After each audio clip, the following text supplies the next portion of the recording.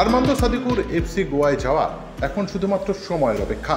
Armando সাদিকুকে ছাড়বে মোহনবাগান, তার বদলে গ্রেগ স্টুয়ার্ট আসবেন মোহনবাগানে।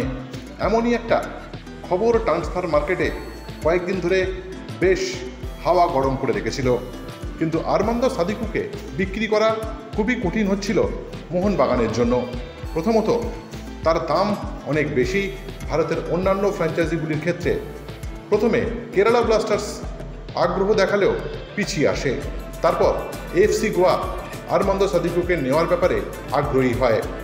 আর্মান্দো সাদিকুকে নেওয়ার ব্যাপারে অনেকটাই এগিয়ে গেছে এফসি গোয়া, সামান্য কয়েকটি কাগজ বাকি, তারপরে সই সম্পন্ন হবে। আর এদিকে এই কারণে মোহনবাগানে নিশ্চিত গ্রেগ স্টুয়ার্ট।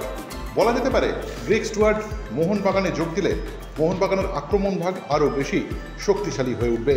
দিমি পেট্টাটোসের সঙ্গে মাঝ মাঠে ভরসা যোগাবেন গ্রেগ স্টুয়ার্ট। স্কটল্যান্ডের এই ফুটবলারের উচ্চতা 5 ফুট 10 ইঞ্চি। ফরওয়ার্ড এবং অ্যাটাকিং মিডফিল্ড পজিশনে খেলতে পারেন। অতীতে রেঞ্জার্সের মতো ক্লাবে খেলেছেন। ভারতে খেলেছেন জামশেদপুর এফসি, মুম্বাই সিটি এফসিতে। তারপর কিলমারনকে খেলেছেন মোহনবাগানে যোগ দেওয়ার আগে। শুধুমাত্র মোহনবাগানের পক্ষ থেকে সরকারি ঘোষণার অপেক্ষায় গ্রেগ স্টুয়ার্ট। Extra time.